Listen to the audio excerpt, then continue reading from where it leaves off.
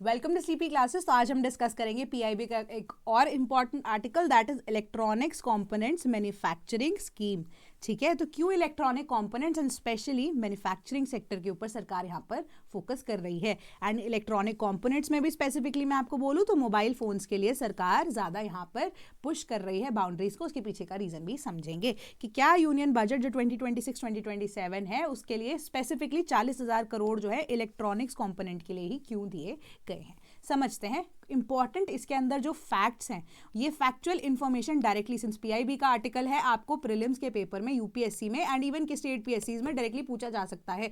तो ये इंपॉर्टेंट है। एक बार मैं आपको पढ़ा दूंगी इसको, तो पीआईबी से इसको एक बार खुद से भी पढ़ लेना। वैसे तो मैं समझाने की कोशिश करूंगी आसानी से, बट फिर भी कुछ ऐसे पॉइंटर्स होते हैं जो समझने जरूरी होते हैं।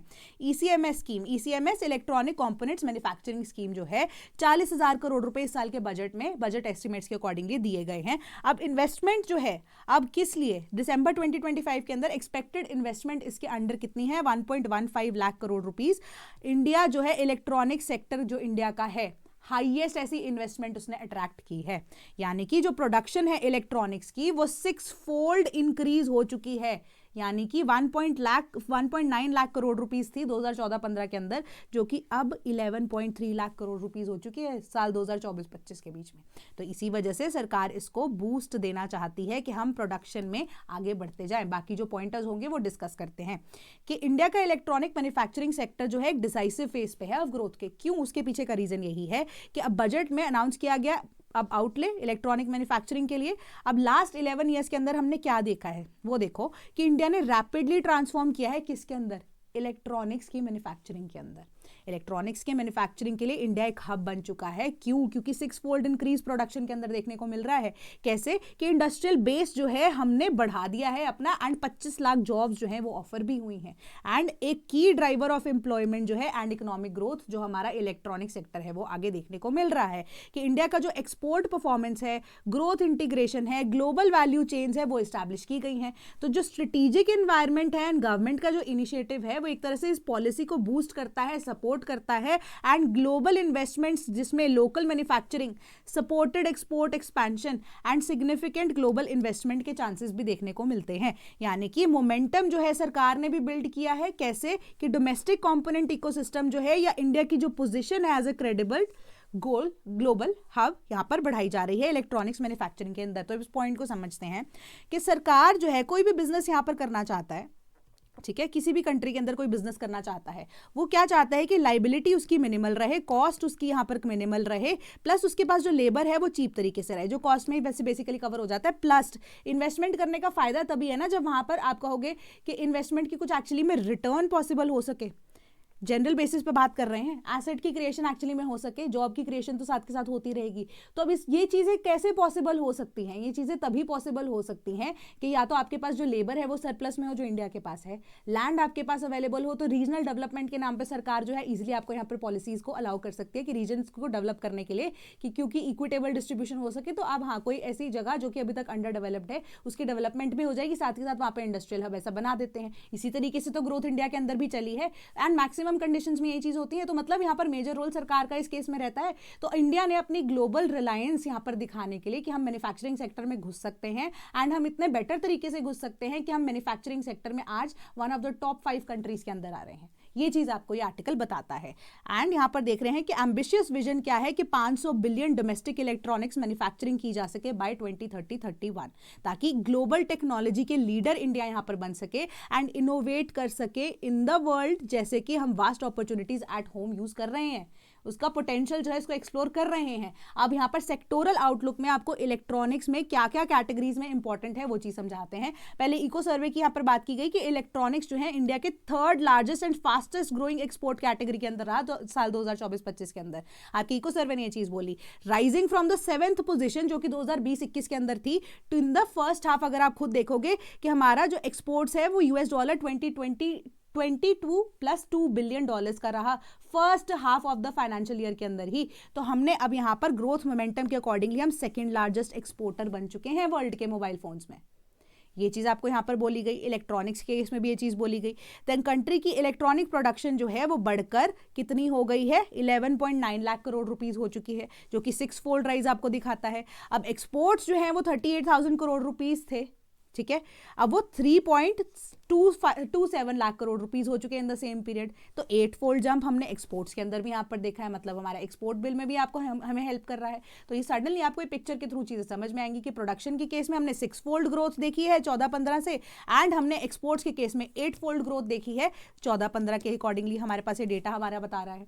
तो मोबाइल मैन्युफैक्चरिंग जो है इसमें मेजर रोल उसने प्ले किया है कि प्रोडक्शन जो सेगमेंट है हमारा मोबाइल फोन्स को लेकर, वो अब 18,000 करोड़ रुपीस हुआ करता था 2014-15 के आसपास, जो अब कितना 5.4 लाख करोड़ रुपीस हो चुका है 2024-25 के अंदर। तो ये कितना है, यहाँ पर हमारे पास 28 फोल्ड राइज देखने को मिल रहा है, मतलब 28 टाइम्स हमने ज्यादा यहाँ पर मोबाइल्स की मैन्युफैक्चरिंग की है, जो कि वर्ल्ड का second largest mobile phone manufacturer भी हमें बना चुका है। तो अब हमारा आइडिया क्या है, विजन क्या है कि लास्ट अब जस्ट 2014 के अंदर अगर हम देखें 300 यूनिट्स ऑपरेटिंग हमने बना दिए हैं 2014 के हिसाब से। अगर हम डेटा यहाँ पर देखें तो ये इंक्रीज यहाँ पर एक्सपोर्ट्स के अंदर भी देखने को मिल रहा है 127 टाइम्स, एंड यहाँ पर प्रोडक्शन के अंदर इंक्रीज 28 टाइम्स हमें देखने को मिल रहा है। गवर्नमेंट का ही डेटा ये चीज़ बताता है कि जो मोबाइल फोन्स का एक्सपोर्ट है वो एक रिमार्केबल प्रोग्रेस इंडिया के अंदर दिखा रहा है। सेम ही चीज़ आपको डेटा के अंदर यहाँ पर बताई गई है, यानी कि हमने almost self reliance mobile phone की प्रोडक्शन में दिखा दी है। ठीक है, कि 10 साल पहले कुछ ये मैन्युफैक्चरिंग ऑलमोस्ट डिवाइसेस के आप देखोगे वो इंडिया के अंदर हुआ ही नहीं करती थी। ठीक है, वो अब अगर हो भी रही थी तो वो डिफरेंट ऐसे प्रोडक्ट्स थे जो कि अब इंडियन मार्केट के लिए ही केटर किया जाता था। अब हम जो सप्लाई है या इवन मैन्युफैक्चरिंग है, इवन असेंबलिंग यूनिट्स जो हैं वो इंडिया के अंदर बनाना शुरू कर चुके हैं। ठीक है, तो यही ये चीज़ बता रही है। तो अब ECMS का ओवरव्यू में अगर आपको बताऊं, सिर्फ और सिर्फ मोबाइल सेक्टर जो है वो इंपॉर्टेंट है क्योंकि उसने सबसे ज़्यादा इंक्रीज यहाँ पर देखने को मिला है। अदर सेक्टर्स को भी देखते हैं इलेक्ट्रॉनिक्स के अंदर जो काउंट होते हैं, कि अब एक ऐसी इलेक्ट्रॉनिक कंपोनेंट्स मैन्युफैक्चरिंग स्कीम जो है इसको सरकार ने अप्रैल 2025 के अंदर लॉन्च किया था। बजट आउटले कितना था, अप्रॉक्सीमेटली 23,000 करोड़ रुपीज का। तो अब यहाँ पर इक्विवेलेंट जो कि है अबाउट $2.7 बिलियन। तो यहाँ पर टेन्योर 6 साल का दिया गया है कि ऑप्शनल 1 साल का जेस्टेशन पीरियड होगा। अभी क्या है 2025 के अंदर अगर नोटिफाई हुई है तो 2025 से लेकर 2026 तक का जेस्टेशन पीरियड, यानी कि प्रोडक्शन शुरू होने से पहले जितनी भी इंफ्रास्ट्रक्चर की डेवलपमेंट आपको रिक्वायर्ड है वो इस साल के अंदर आप कर लीजिए। तो ये अब सरकार ने इतना पैसा आपको प्रोवाइड कर दिया है। ठीक है, एंड जो स्कीम है वो एक strong and self sustaining ecosystem को यहाँ पर बनाने की कोशिश कर रही है इलेक्ट्रॉनिक कंपोनेंट्स मैन्युफैक्चरिंग के लिए with in the territory of India, जिसमें डोमेस्टिक एंड ग्लोबल इन्वेस्टमेंट दोनों हैं।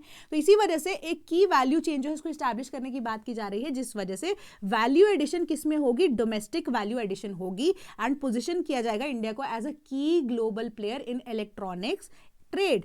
तो ऑब्वियसली बात है जो स्कीम है वो यहाँ पर किसकी बात कर रही है, कॉम्प्लीमेंट करती है स्कीम ऑफ हमारा जो सेमीकंडक्टर है, दैट इज इंडिया का सेमीकंडक्टर मिशन, जो कि अब स्ट्रेंथन क्या करेगा, डोमेस्टिक सेमीकंडक्टर इलेक्ट्रॉनिक्स इकोसिस्टम को। तभी आप ये चीज देखो कि इंडिया जो है अभी खुद से इतनी हिम्मत रख रहा है कि हमारे जितने भी सेमीकंडक्टर्स की यहाँ पर बात की जा रही है, रेयर अर्थ एलिमेंट्स की बात की जा रही है, इंडिया के पास रिसोर्सेज भी यहाँ पर एग्जिस्ट कर रहे हैं। बट रेयर अर्थ एलिमेंट्स के केस में प्रॉब्लम यहाँ पर क्या आती है कि उनके एक्सट्रैक्शन प्रोसेस जो है बहुत ज्यादा टीडियस है। बट इंडिया इज सेइंग कि हम उसके अंदर भी एक्सप्लोरेशन करने के लिए तैयार है, हमारे पास यहाँ पर रिसोर्सेज अवेलेबल हैं, तो क्यों ना हम वो पैसा इनोवेशन पे यहाँ पर लगाएं, एक्सट्रैक्शन खुद से करनी शुरू करें, ताकि जो डिपेंडेंसी है, या आप कह सकते हो dependency on what, majorly China के ऊपर डिपेंडेंसी है, वो कम की जा सके। प्लस हम क्या करेंगे, एक्सप्लोर करेंगे और ज्यादा कि अब हम अपना जो इंपोर्ट बिल है when it comes to what, critical rare earth elements also, तो वो इंपोर्ट बिल हम कम कर सके, सेल्फ रिलायंस आत्मनिर्भरता के लिए ये बात कही जाती है। इसी का लिंक अब आप जोड़ के देखो कि इवन यूएसए जो है अब एक कॉम्बिनेशन बना रहा है। कॉम्बिनेशन क्या, जापान के साथ उनकी डील हो चुकी है सेमीकंडक्टर्स को लेकर, रेयर अर्थ एलिमेंट्स को लेकर, प्लस अभी वो ऑलमोस्ट 50 कंट्रीज के साथ मिलकर एक और अलायंस बनाना चाहते हैं, जिसके अकॉर्डिंगली चाइना की मोनोपोली को तोड़ा जाएगा सेमीकंडक्टर्स के लिए भी एंड रेयर अर्थ एलिमेंट्स के लिए भी, है ना। तो अब इससे क्या होगा, जो अब अमाउंट्स हैं वो भी यहाँ पर रेगुलराइज करने की बात की जाएगी, जो कि अब मुंह मांगा अमाउंट जो है चाइना की मोनोपोली होने की वजह से वो ले रहे हैं, तो उसमें अभी फायदा उठा रहे हैं, उस फायदे को यहाँ पर तोड़ने के लिए यूएसए भी इसका पार्ट है। तो अगर वो अलायंस यहाँ पर आ जाती है, ठीक है, इनटू पिक्चर, जिसका पार्ट इंडिया भी हो सकता है आने वाले टाइम में, तो इंडिया के पास यहाँ पर और ज्यादा बूस्ट मिलेगा। यूएस के साथ ट्रेड, आपका जो फ्री ट्रेड एग्रीमेंट अब यहाँ पर जो है यूरोपियन यूनियन के साथ भी चल रहा है। तीसरा अब हमारे पास GCC nations, Gulf council cooperation के साथ भी चल रहा है, सॉरी गल्फ कोऑपरेशन काउंसिल के साथ भी चल रहा है। ठीक है। तो अब हमारे पास मर्चेंडाइज सेक्टर के लिए और ज़्यादा चीज़ें एक्सप्लोर करने के लिए फ्री ट्रेड एग्रीमेंट हो गया, तो और भी ज़्यादा फायदा है। नॉलेज शेयरिंग भी यहाँ पर होता है, जिसको हम नॉलेज ट्रांसफर भी बोलते हैं। तो अब हमारे पास कंपोनेंट्स जो है वो सप्लाई चेन्स के थ्रू रेडिली अवेलेबल हो सकते हैं। तो यही सरकार जो है काम करती जा रही है। तो इसको करंट अफेयर्स के साथ जोड़ के देखो कि अभी के सिनेरियो के हिसाब से जियोपॉलिटिकली अगर पॉसिबल है तो क्या क्या चीज़ें चल रही हैं, ठीक है। तो उसके हिसाब से आपको चीज़ें आसान हो जाएंगी। तो ECMS जो है वो इंटीग्रेट करना चाहता है इंडिया की इलेक्ट्रॉनिक सेक्टर जो विद ग्लोबल वैल्यू चेन्स, जो कि एनकरेज करता है कि एसेंशियल कंपोनेंट्स को प्रोड्यूस किया जा सके, या फिर एटलीस्ट उसकी असेंबली जो है इंडिया के अंदर हो, या जो एटलीस्ट रॉ मटेरियल्स है वो विद इन द कंट्री जो है हम सप्लाई कर पाए या यूज एटलीस्ट उसको कर पाए। सेम ही चीज़ जो मैंने आपको सेमीकंडक्टर्स के केस में बताई, सेम ही चीज़ यहाँ पर इंडिया करना चाह रहा है, ताकि इंपोर्ट बिल के ऊपर डिपेंडेंसी कम करते जाए, हम इंपोर्ट जो है इसको कट करते जाएं। तो एज अ रिजल्ट दिसंबर 2025 तक एक्सपेक्टेड हमारी इन्वेस्टमेंट कमिटमेंट्स कितनी रही? अप्रॉक्सीमेटली आप कह सकते हो 1,15,351 51 बोलते हैं पंजाबी में, पता नहीं हिंदी मुझे नहीं पता, करोड़, ठीक है। Nearly double the original target जो कि अप्रॉक्सीमेटली 60,000 करोड़ रुपीस का था। तो जो प्रोडक्शन है वो अब आपकी अप्रॉक्सीमेटली 11 लाख करोड़ रुपीस के आसपास एक्सपेक्टेड है कि जनरेट होगी नेक्स्ट 6 ईयर्स के अंदर, जो कि 2.2 टाइम्स हायर है, जो कि इनिशियल प्रोजेक्शन आपकी कहती थी। तो इसी वजह से जो इंसेंटिव है वो अब प्रोजेक्टेड है कितने पे? 42,000 करोड़ रुपीस अप्रॉक्सीमेटली, जो कि अब 1.8 टाइम्स ओरिजिनल एस्टिमेट के अकॉर्डिंग था, that was of approximately 23,000 crore. तो ये जो स्कीम है यहाँ पर क्रिएट करेगी अप्रॉक्सीमेटली अगेन 1.5 लाख जॉब्स, जो कि डायरेक्टली होगी। इनडायरेक्ट जॉब्स जो है वो कितनी यहाँ पर प्रोवाइड कर सकता है वो भी अभी उसका नंबर यहाँ पर नहीं दिया गया आपको, बट ओरिजिनली जो 1.5 लाख जॉब्स क्रिएशन की डायरेक्ट बताई जा रही है बात, वो अप्रॉक्सीमेटली कितना था? 92,000 जॉब्स के अकॉर्डिंगली था। तो अब उससे भी यहाँ पर आपको इंक्रीज देखने को मिल रहा है कि प्रोजेक्टेड कितना है, उससे ज़्यादा यहाँ पर प्रूव किया जाएगा, ठीक है। अप्रूव्ड एप्लीकेशन जो है वो आपको इतना ज़्यादा देखने की जरूरत नहीं है कि 11 स्टेट्स है अभी तक अप्रूव हुई हैं जिनकी एप्लीकेशन। तो इन्वेस्टमेंट अप्रॉक्सीमेटली 55,000 करोड़ रुपीज़ के आसपास है, एंड सप्लाई वैल्यू कितनी यहाँ पर जनरेट कर पाएगा? 3.6 आप कह सकते हो लाख करोड़ रुपीस, ठीक है। तो उसके अकॉर्डिंग यहाँ पर बात की जा रही है। देन अभी अप्रूव प्रोजेक्ट जो है मैन्युफैक्चरिंग सेक्टर के लिए इंपॉर्टेंट होंगे, कंपोनेंट्स के लिए, जिसमें अब ये चीज़ है कि मैन्युफैक्चरिंग सेक्टर में यहाँ पर इलेक्ट्रॉनिक्स के थ्रू आउट है, यहाँ पर मोबाइल फोन्स की ही सिंपल बात नहीं हो रही, जिसके अंदर PCBs हैं, कैमरा मॉड्यूल्स हो गए, कनेक्टर्स हो गए, ऑसिलेटर्स हो गए, ऑप्टिकल ट्रांसीवर्स हो गए, एनक्लोजर्स हो गए, mobile phones and IT hardware products के as well as related devices as well, ठीक है। तो ये सारी चीज़ जो इंडिया के अंदर अब प्रोडक्शन की यहाँ पर बात की जा रही है। तो अब यहाँ पर अप्रूवल्स जो हैं वो आएंगी। Then projected outcomes financial year के क्या हैं कि अब हमारे पास फाइनेंशियल ईयर 2026-2027 के अकॉर्डिंगली जो प्रोजेक्ट्स हैं वो सस्टेन्ड इंडस्ट्री पार्टिसिपेशन के ऊपर काम कर रहे हैं, कि ये इंडस्ट्री जो है सस्टेनेबल तरीके से यहाँ पर काम करेगी। अकॉर्डिंगली आपको ये डेटा दिया गया है कि इन्वेस्टमेंट जो है 11.1 करोड़ रुपीस के आसपास है, 1000 करोड़ रुपीस के आसपास है। प्रोडक्शन जो है 30,000 करोड़ रुपए के आसपास है। एम्प्लॉयमेंट जनरेशन 20,000 के आसपास जॉब्स यहाँ पर क्रिएट होंगी। तो स्टडी प्रोग्रेस जो है वो अब रेजिलियंस का आइडिया है। तो वही है कि if you want to go at, you can say कि आज के न्यूज़पेपर में वैसे ये इन्फॉर्मेशन थी कि if you want to go a longer way, you need to go together. अगर आपको जल्दी जाना है तो you need to move in a single person, as a single entity, as a single unit, है ना। तो धीरे धीरे करके जॉब क्रिएशन जो है सरकार यहाँ पर रेजिलियंट तरीके से प्रोग्रेस लेकर आ रही है, कि एकदम से नहीं। जल्दबाजी का काम जो है वो शैतान का होता है, तो धीरे धीरे स्टडी ग्रोथ जो है वो परमानेंट यहाँ पर रहती है। तो उसी के ऊपर सरकार यहाँ पर काम कर रही है। तो की गवर्नमेंट इनिशिएटिव्स यहाँ पर क्या है मैन्युफैक्चरिंग सेक्टर के लिए, कि एम क्या है? बिल्ड करना है ग्लोबल कॉम्पिटिटिव मैन्युफैक्चरिंग इकोसिस्टम को, अट्रैक्ट करना है इन्वेस्टमेंट को, और क्रिएट करना है लार्ज स्केल एम्प्लॉयमेंट को। अब इंडिया का जो रोल है वो ग्लोबल वैल्यू चेन्स के अंदर रिकॉग्नाइज किया जाना चाहिए, तो उसके ऊपर सरकार यहाँ पर काम कर रही है। तो इसके लिए अब सरकार क्या कर रही है? इन्वेस्टमेंट को और ज़्यादा अट्रैक्ट करने के लिए कि PLI स्कीम यहाँ पर प्रोडक्शन लिंक इंसेंटिव जोड़ दिया है, यानी कि अब बजट आउटलेस का भी 1.97 लाख करोड़ रुपीस के आसपास है, जिसमें 14 ऐसे की सेक्टर्स है जिसमें इलेक्ट्रॉनिक्स एंड IT हार्डवेयर भी इंक्लूडेड है, जो कि इन्वेस्ट करना यहाँ पर चाहते हैं कंपनीज को, कि इन्वेस्ट करो, प्रोड्यूस करो, अडॉप्ट करो नई टेक्नोलॉजीज को, और एक्सपोर्ट करो, एक्सपोर्ट को हमारे एक्सपैंड करो, ठीक है। तो इससे आपका भी फायदा, हमारा भी फायदा, पूरे देश का भी फायदा, ठीक है। तो इसी तरीके से इंडिया जो अट्रैक्ट कर रहा है more than $4 billion as foreign direct investment inflow electronics and manufacturing sector के अंदर 2021 ऑनवर्ड्स, जो कि 70% ऑफ द FDI कंट्रीब्यूट कर रहा है। मतलब हमारा इलेक्ट्रॉनिक्स एंड IT सेक्टर जो है 70% of the foreign direct investment को यहाँ पर अभी इंक्लूड करता है, ठीक है। तो मॉडिफाइड इलेक्ट्रॉनिक्स मैन्युफैक्चरिंग क्लस्टर्स जो हैं अब सरकार ने यहाँ पर अप्रैल 2020 के अंदर लॉन्च की थी स्कीम को, जो कि अब वर्ल्ड क्लास इंफ्रास्ट्रक्चर बनाना चाहता है इलेक्ट्रॉनिक मैन्युफैक्चरिंग के लिए। कैसे? फंडिंग जो है वो डेडिकेट की जाएगी अगेन क्लस्टर्स के लिए for common facilities. Cluster based काम सरकार यहाँ पर करना चाह रही है, मतलब कि जैसे अभी हमारे पास फॉर एग्जाम्पल केमिकल पार्क्स की बात होती है, अभी रिसेंटली बजट के अंदर भी हो रही थी।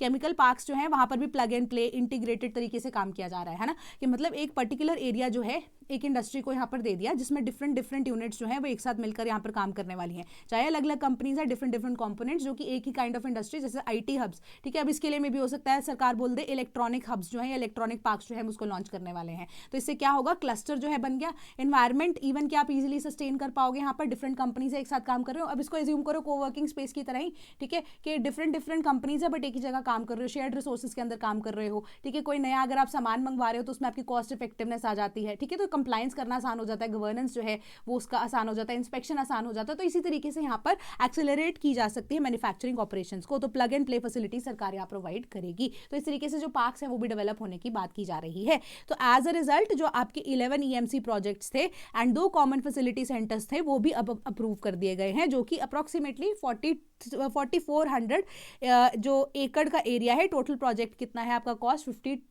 5300 करोड़ रुपीस के आसपास है। सेंट्रल फाइनेंशियल असिस्टेंस इस पे कितनी है आप देख सकते हो कि अप्रॉक्सीमेटली 2500 करोड़ रुपीस के आसपास। तो ये प्रोजेक्ट्स जो हैं डिफरेंट 10 स्टेट्स के आसपास की हैं, ठीक है, जो कि प्रोजेक्टेड इन्वेस्टमेंट आप देख सकते हो यहाँ पे 1.5 लाख करोड़ के आसपास की है सरकार की। एंड एम्प्लॉयमेंट जनरेशन जो है 1.80 लाख पीपल के लिए सरकार कर रही है। तो सिंपल सी आपकी बात है। एंड इसके अलावा अब कंपनीज को अट्रैक्ट करने के लिए तो कुछ करना है ना, PLI स्कीम आपने दे दी, बजट के अंदर आपने बोल दिया कि FDI की इन्वेस्टमेंट्स जो है वो भी हो रही हैं एंड हम ऐसे जो हब्स हैं, क्लस्टर्स हैं, उसको भी डेवलप करेंगे। तो अब यहाँ पर सरकार क्या कर रही है, customs and surcharge exemptions further FDIs को अट्रैक्ट करने के लिए, ठीक है। तो इसी वजह से यूनियन बजट 2026 के अंदर 26-27 के अंदर एग्जाम्पशंस दी गई हैं बेसिक कस्टम ड्यूटीज के अंदर, कि कुछ ऐसे अगर इनपुट्स को जो कि मैन्युफैक्चर करने के लिए स्पेसिफिकली माइक्रोवेव ओवन्स जो हैं वो इफेक्टिव होंगे फ्रॉम 2 फरवरी 2026। तो इसी वजह से जो मैन्युफैक्चरिंग सेक्टर है इलेक्ट्रॉनिक टॉयज के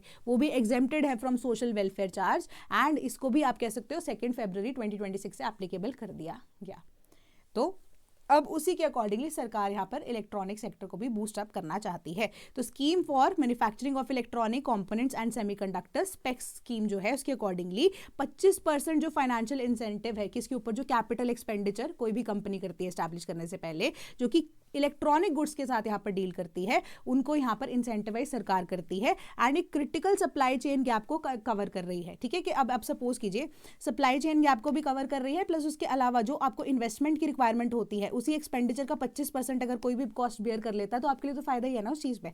तो इसी वजह से लोकल प्रोडक्शन एंड इवन की सरकार ये भी काम कर रही है कि अब सप्लाई चेन के साथ आपको यहाँ पर इंटीग्रेट हो रही है, क्योंकि अब कॉमन पोर्टल्स जो है सरकार बनाना शुरू कर चुकी है ना, कॉमन पोर्टल्स बनाना शुरू कर चुकी है। तो किसी को भी यहाँ पर डिमांड आती है तो through out India also and even world level पे भी ये जो चेन है इसको एस्टैब्लिश किया जा सका है कि कहीं से डिमांड आई किसी और दूसरे रीजन से आई, कॉमन पोर्टल के थ्रू जिसने रिक्वेस्ट एक्सेप्ट कर ली उसी के अकॉर्डिंगली यहाँ पर आप डिलीवरी कर सकते हो। तो इसलिए असेंबली बेस्ड मैन्युफैक्चरिंग के ऊपर भी सरकार यहाँ पर कर रही है, लोकल प्रोडक्शन के लिए भी। एंड इंडिया की ट्रांजिशन अब किस वजह से है कि हाई वैल्यू कंपोनेंट्स की मैन्युफैक्चरिंग भी इंडिया अब करना चाहता है, सिर्फ असेंबल ही नहीं, अब हाई वैल्यू ऐसे कंपोनेंट्स इंडिया को भी अब प्रोड्यूस या मैन्युफैक्चर करना चाहता है। एंड इनिशियल पॉलिसी की जब हम बात करें तो 2019 के अंदर हमारी नेशनल पॉलिसी ऑफ इलेक्ट्रॉनिक्स जो है वो भी आई थी, जो कि अब इंडिया को as a global hub initially सबसे पहली बात उन्होंने यहाँ पर की थी, जो कि सिस्टम को डिजाइन एंड मैन्युफैक्चर करने की यहाँ पर बात करता है इनिशियल सी, ठीक है। एंड ये प्रमोट क्या कर रहा है, इनोवेशन को।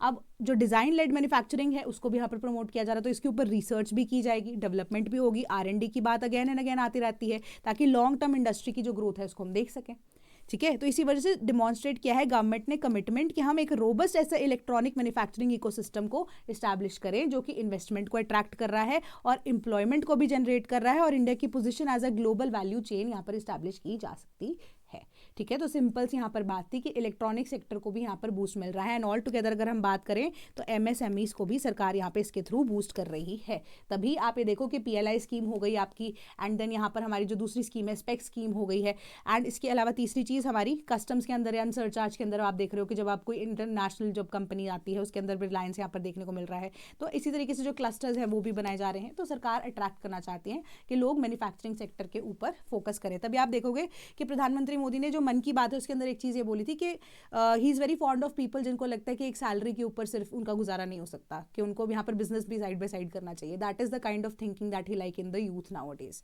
है ना। तो उन लोगों को काफ़ी अप्रेज करते हैं, इसी वजह से वो बोलते हैं कि they should be a part of this manufacturing sector too, है ना। तो यही चीज़ आपको यहाँ पर बताई भी जा रही है। तो इलेक्ट्रॉनिक मैन्युफैक्चरिंग के लिए यहाँ पर सरकार जो है लोकल कॉम्पोनेंट इकोसिस्टम को बूस्ट करना चाहती है ताकि ग्लोबल वैल्यू चेन्स को इस्टेब्लिश किया जा सके एंड कंट्री की जो पोजीशन है credible hub for advance electronic manufacturing वो भी इस्टेब्लिश हो जाए।